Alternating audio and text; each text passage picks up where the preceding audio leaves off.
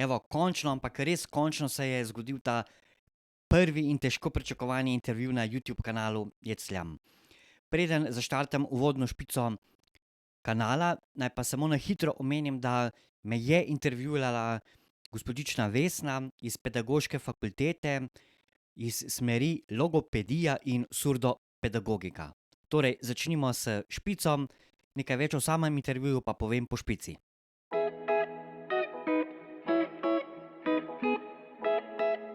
Torej, kot sem vam obljubil, bom zelo na hitro povedal nekaj o samem intervjuju. Do tega intervjuja je prišlo kar zelo spontano, namreč Vesna me je kontaktirala preko spletnih platform, če bi bil pripravljen opraviti intervju z njo. Seveda tisti, ki me poznate, veste, da v tem uživam in seveda nisem rekel ne. Glede na trenutne razmere sva se odločila, da je nekako najbolj pametno, da to storiva preko Zooma.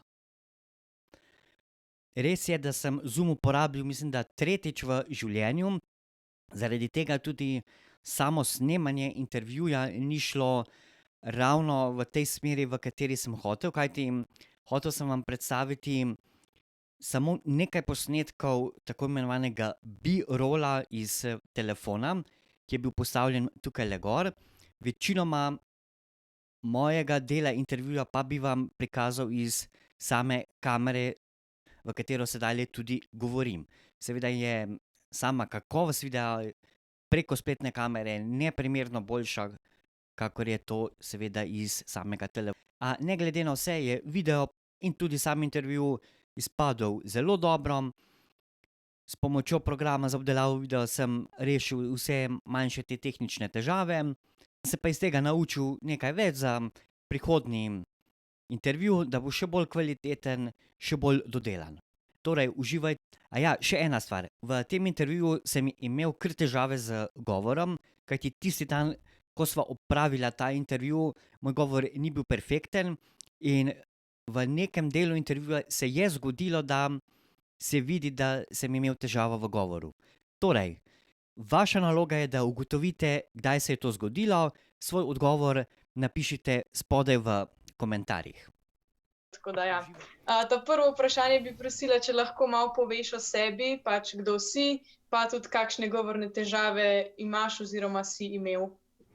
Ja, sem Marko Knez, star sem 39 let, trenutno imam zelo majhne govorne težave, tu in tam še včasih zajecljam, oziroma če že pride do obdobja, ko čutim, da bi lahko recimo majčkeno bolj zajecljal, lahko že sedaj uporabljam brez problema tehnike, ki mi omogoča, da dejansko sogovorniki tega ne opazijo. Bilo pa, mislim, da zdaj že ene 17 let nazaj, ko sem prišel v društvo, sem lahko povedal vsega skupaj recimo ene 2 besedi skupaj brez jecljanja. To je taka očitna razlika sedaj.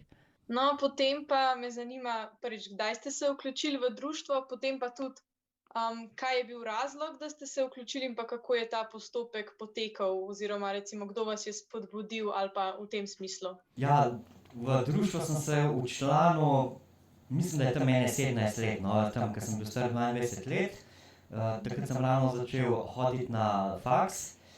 Spodbudila me je pa moja teta. Takrat sem bil res že tako slab, da dejansko nisem mogel komunicirati z nobenim drugim in je ona majčkeno preko vez je nekako prišla do stika z društvom Vilko Mazej, tako da so me kar relativno hitro spravili potem v program notri. Dokaj aktivno, no, sem recimo v društvo hodil ene 6 let recimo, če bi pa dejansko delal te razne vaje in uporabljal te tehnike že od začetka, pa da bi konstantno to delal, bi pa po moje v ene 3 letih lahko prišel do tega stanja, kjer sem sedaj. Kako pa to, vi ste si, oziroma ti si želel pač, ne vem, si v srednji šoli ugotovil, jaz bi rad to izboljšal, ali ste se te mogoče nekako bolj prisilili, da si se včlanil, ali pač si sam imel to željo, da bi pač se izboljšal v govoru? To sem imel jaz že skozi sam neko željo, vendar mi je pa zmeraj manjkalo tisto, da me je nekdo oporinil, no, ker jaz sem bil že zelo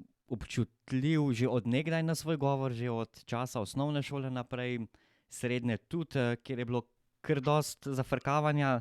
Medtem ko na faksu tega zafrkavanja ni bilo toliko, no, ampak je bil pa vseeno govor čedalje slabši. Tako da je bila teta pač tista, ki je bila res tista pikica na i, no. Ok, superca. No, potem me pa zanima, kakšne recimo so kakšne aktivnosti, ki jih društvo organizira oziroma kako poteka pač delovanje celega društva.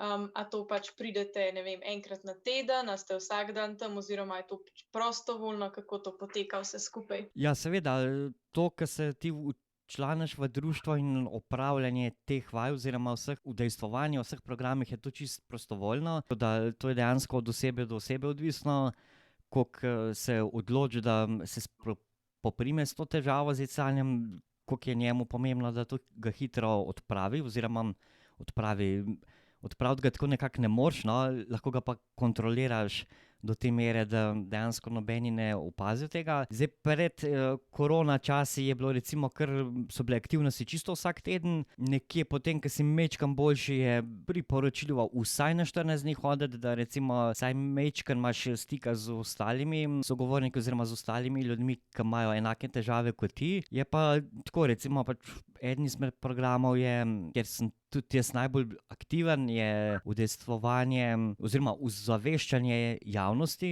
o jecljanju nasploh. To pač pomeni sodelovanje v radijskih oddajah, televizijskih oddajah.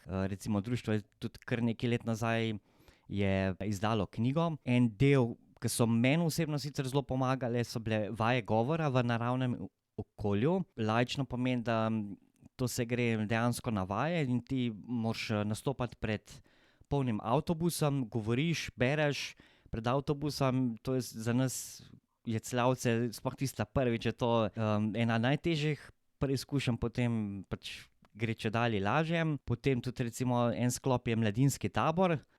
Je nekako mogoče še najboljše, ker je to 5-dnevno druženje z somišljeniki, z ostalimi ljudmi, ki jecljajo, pa dejansko se dela vaje takrat res 5 dni konstantno. Hvala. No, potem me pa zanima mogoče, kako je to vaša vključitev v društvo vplivala na vas, poleg pač izboljšave govora, a je imelo to tudi še kakšne druge posledice, ne vem, na samozavest, ali pa vidim pač, da si zdaj tak, da zelo rad javno nastopaš, ne, pa ne bi rekel, da so jecljavci mogoče bolj zadržani včasih, lih zaradi teh težav z govorom, a pač je to imelo recimo te aktivnosti v društvu, a so pripomogle tudi k samozavesti ali pa recimo, da so izboljšale tvoje javno nastopanje? Ja, meni osebno je zelo pripomoglo k samozavesti, pa mislim, da to tudi vsakemu, ki se včlani v društvo, ki gre vsaj čez katero izmed teh dejavnosti, da se posledično izboljša samozavest in pri nas je mogoče še to majčkeno bolj vidno, da večja je samozavest, boljše govori in to je potem ta pozitivna spirala, no, oziroma lahko je pač tudi kontra konec koncev, ne, če ne govoriš dobro, ni toliko velika samozavest in tako naprej. Meni je to izjemno pomagalo, jaz sem tudi, sem glih takrat prvič, ko sem šel na radio, sem nekje začutil mogoče to malo žilico, da rad nastopam. Je pa res, da večinoma sicer, da bi tako javno nastopali, niti ne.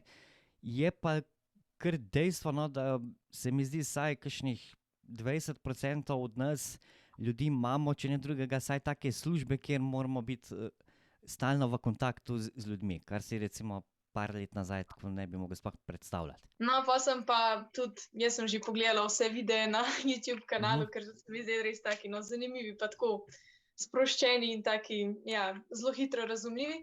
Pa sem zasledila, da si pač dejaven poleg YouTubea tudi na Instagramu pa na TikToku.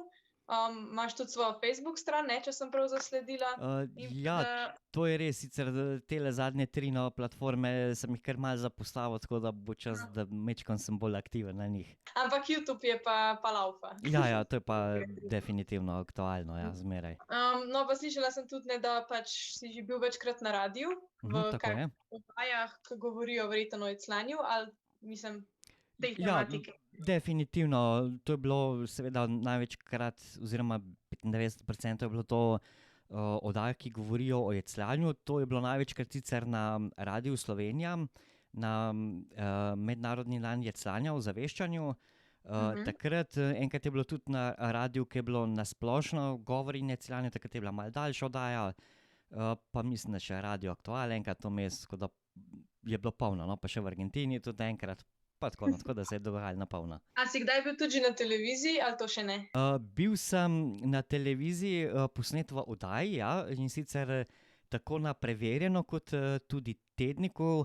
Imel sem pa sicer možnost, da bi šel na Dobro jutro, ampak takrat mi žal časovno ni uspelo. Me zanima še, kako to, mislim, da si se odločil pač ozaveščati javnost na tak način, mislim, tako prek medijev, no, kjer je tudi recimo veliko mladih, kjer, ne vem, lahko mi mladi se tudi srečamo s to tematiko. Kako si spoznal, da je to nekaj, kar hočeš delati? Prvo je seveda to želja, no, pa predvsem to neko javno nastopanje. YouTube, mislim, da je ta prav kanal, oziroma nasploh ta socialna omrežja so ta prav kanal, zato tudi, kakor sem pogledal, verjetno, da sem edini ali pa mogoče nas lahko prešteješ na prste ene roke, ke takole ozaveščamo ljudi preko teh platform, tako da predvsem to mi je bil ta motiv, no, da sem eden prvih na tem področju, da dejansko predstavim svoj pogled na iscanje, no, da ni tako kakor večinoma tudi verjetno vi na fakulteti in tako, ke vas samo učijo, pa to po navadi niso ljudje, ki so kadarkoli jecala, ne. Je vseeno malo drugače izvedeti o kakšni tematiki iz nasprotne Ja, pogled iz prve roke. Tako, tako. No, potem me pa še zanima, to sem že hotela vprašati, se pravi, v tem društvu Vilko Mazi, ne, to so zelo različne starosti ljudje vključeni, oziroma a se to lahko vključijo ljudje pri katerikoli starosti ali je pač kakšen pogoj? Ja, definitivno se lahko res pri katerikoli starosti vključijo. Večinoma oziroma vzpodbuja se sicer seveda, da je to čim prej, ker čim prej se vključiš, čim prej boš lahko kontroliral svoje canje. Recimo jaz sem bil relativno kar zelo pozen, no, kljub rosnim 22 letom, 23. Smo imeli pa tudi že primere, ke je prišla enkrat gospa pri 70 letih in tako naprej in je tudi občutno izboljšala svoj govor. Kar mi je to všeč pri tem društvu, da so tudi v njem včlanjeni ožji ali pa širši družinski člani samega člana, ke je vključen v društvo, ker to mislim, da daje tisto še dodatno težo, no, to pozitivno stvar k temu zraven. Zdaj na spletni strani sem prebrala tudi, da v bistvu tisti ljudje, ki so že dalj časa včlanjeni v društvo in ki so recimo že veliko izboljšali svoj govor, da potem nekako postanejo kot mentorji oziroma pomagajo tem, ki na novo pridejo v društvo. Ali to pač deluje v praksi?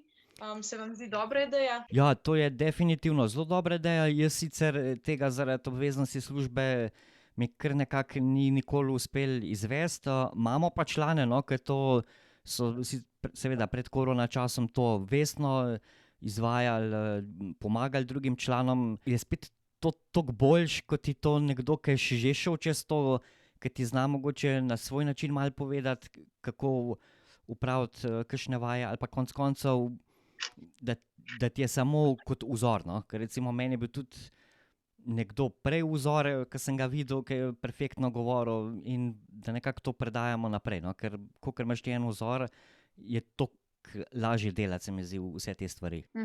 Okej, razumem. No, super, to po mojem, da je vse, kar sem jaz imela napisano glede vprašanj. Imam tudi po mojem dosti materiala za tale intervju lepo napisati. Lepša hvala, no, tole.